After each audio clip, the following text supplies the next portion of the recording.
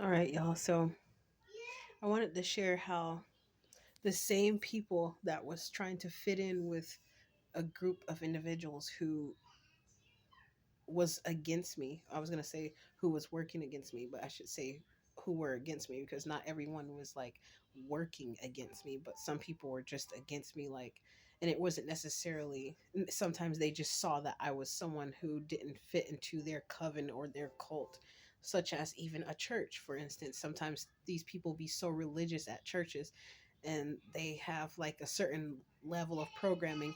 They all think the same way, not all, but most of them think the same way. And so like if I was coming to visit a church, I'm like the outsider. So if I got into some sort of trouble, in their eyes it was God's will that I got in some sort of trouble, and that I was to be left out there and not helped. I was because I wasn't a part of their church, or so it was like in their best discretion to just leave me be and let me face my own battles. But and so an individual who actually invited me out there to their church was trying to fit in with them and do what was best in their eyes instead of so basically he was trying to be loyal to his church, which I understand, that I commend his loyalty. But the thing is, it was not the right thing to do. And some of you know why. I kind of don't want to get into all that just yet, so I don't forget what I was gonna say. Um, now I started thinking about a lady who was saying that her karmic chat people in the chat was making her forget stuff. She was like, "See, y'all just trying to do that work over you that made me forget." But anyways, so what happened was that guy later confessed to me about it was his own stupidity or something he said like that, the reason why he didn't come to assist me. And it was also because of what the church said too.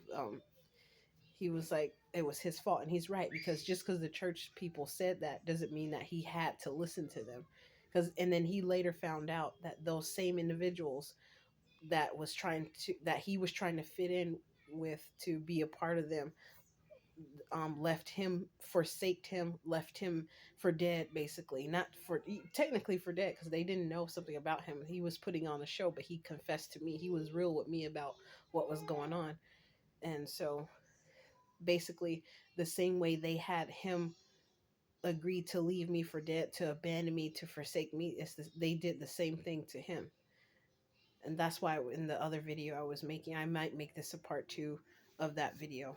But so essentially, when he left me for dead and forsake me and um all those words, neglected me, abandoned me, he felt the same way from those same church people. And then he finally started to keep it real with me about how two individuals were that they assigned to, I guess, try to get me to be part of the church.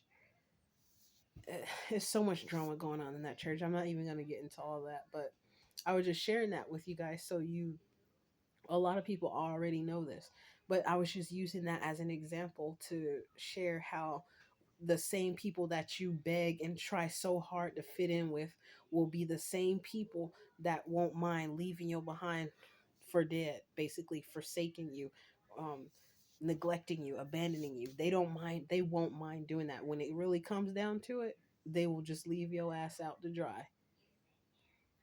They don't care. Meanwhile, you're trying so hard to fit in with these individuals, and they leave you behind and don't care. The same thing happened. That's why I stand on my own. Like that song, I walk alone, I walk you know that song from Green Day?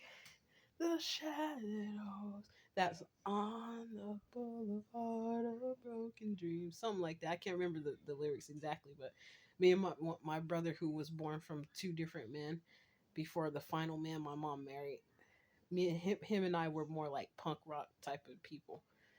Not like punks, but you know what I'm saying. We was the black version of some of these punk rockers out there.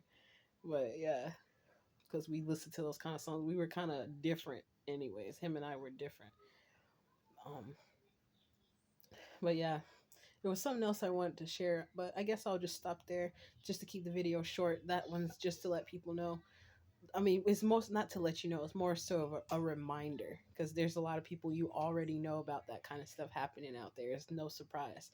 Like, just reminding you, even in Stoicism, when I was listening to that, because it was like my mind was on that level at that point, because that's what I needed to get through a certain thing that I was going through at my workplace when I saw that they were trying to do manipulation, and I got through it for the first time ever. That's why I had jobs where I went from job to job to job, because I was running from the same issue, and I faced the same thing every place I went to, and this time I still have that job because I worked through it. I made it through the drama, the all the hypocrisy that goes on at workplaces. That it's kind of like a high school with grown adult children that never grew up. That's what it's like. So, yeah. So, thank you, Stoicism, the Stoic philosophy. And some of the Stoic philosophy I naturally was living by, anyways, because of the things I went through growing up. So, that's kind of why, for a moment of time, I gravitated towards Stoicism. And then I started looking at the Stoic philosophy. But I'm not a Stoic type of individual. I used to be that super bubbly person. That's what people loved about me. They used to energy harvest. Oh yeah, speaking of that, thank you. That reminds me of the next point that I was about to talk about, which was how I look back on my life, and around the time where the gang stalking started, at least where I could remember, when I was 19 years old. I'm now 31 years old. And tomorrow is my birthday, so I'll be 32 years old. Like, time goes by so fast. But especially when once you hit that 28, 29 mark, it's like it speeds up. So, because I feel like I'm still technically, in my mind, my body still felt like I was 24 or 25, like, because sometimes the way I move, I don't seem like I'm like a 30 something year old. But yeah, I'm not talking about psychologically, I'm talking about physically with my body, like the energy at level I have at times, and how I move. Man, I love it. So I hope it stays that way for some time.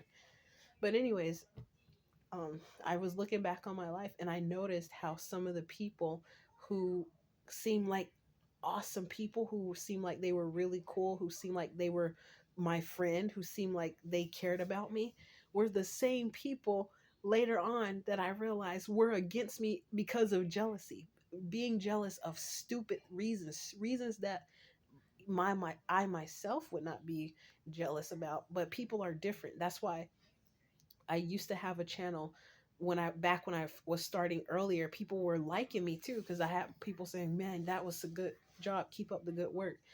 I had got positive things, people saying good things.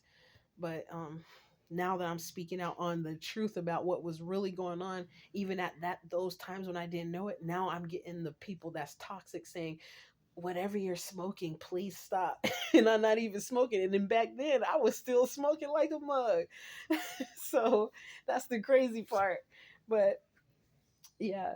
So I just wanted to say that some of the people, the same very people that I thought were cool and who was in my corner, were the people who later on I realized the actions that when they started changing. I remember when the change took place, and I tied it to a situation that happened, that they had no other reason to do something that they did other than for it to be some toxic perception that was either, like, most likely tied to jealousy. And when somebody be jealous, baby, it's dangerous, because they'll try to hurt you out of being jealous. So you have to be careful out there.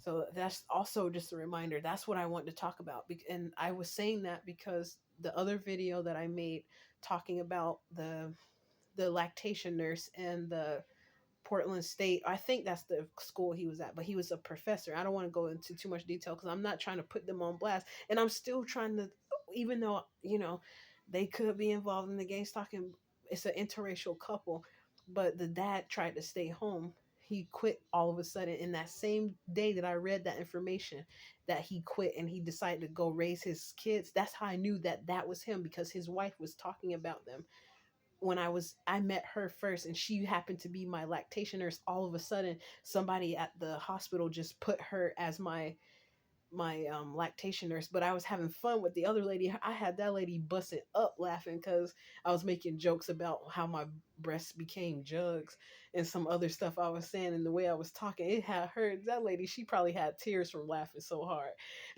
But and so I was like, well, why did they switch the person? Because I wanted to have a good time laughing and having a joyful banter with the other lady that was in there. But I guess she wasn't a lactation nurse. She was just like somebody to record the information and then assign me to a lactation nurse.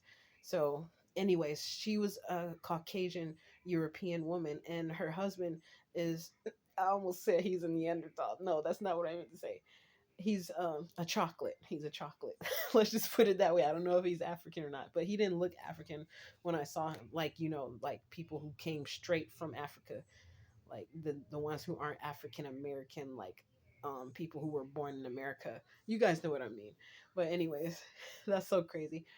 But yeah, so when that man told me whatever I'm smoking, I need to stop, because he heard me talking about like how the things I talked about in that video, which I can't remember what I titled it, but it's the one when I was talking about how there were some things that were being revealed in the spiritual realm like a year before I had even, or maybe 8 or 9 months before, prior to me meeting her husband.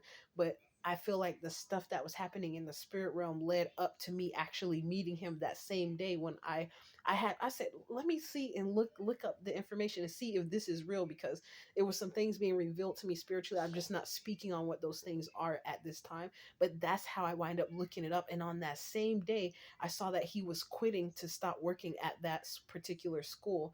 And as the teacher, I don't know if he was a professor or teacher, but I just said professor because that's usually what college teachers are.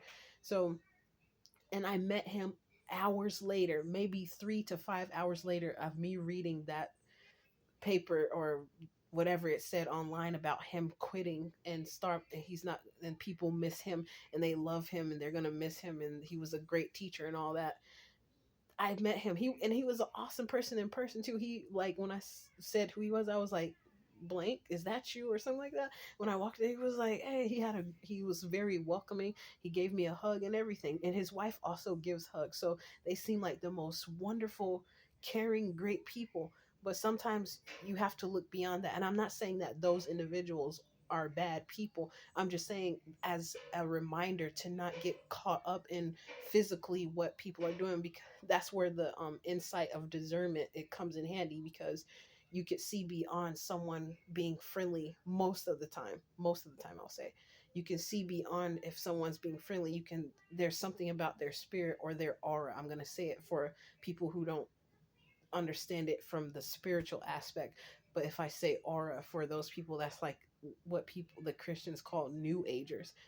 If you, it's something in their aura that you pick up on, and you be like, this person's coming off this way, but they're coming off one way, but something's telling me they're another way, and to like kind of be cautious, or of that individual.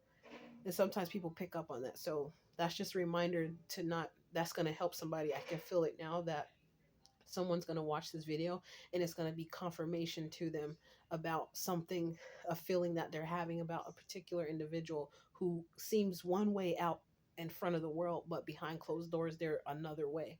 So don't ignore that gut feeling instinct that you're having.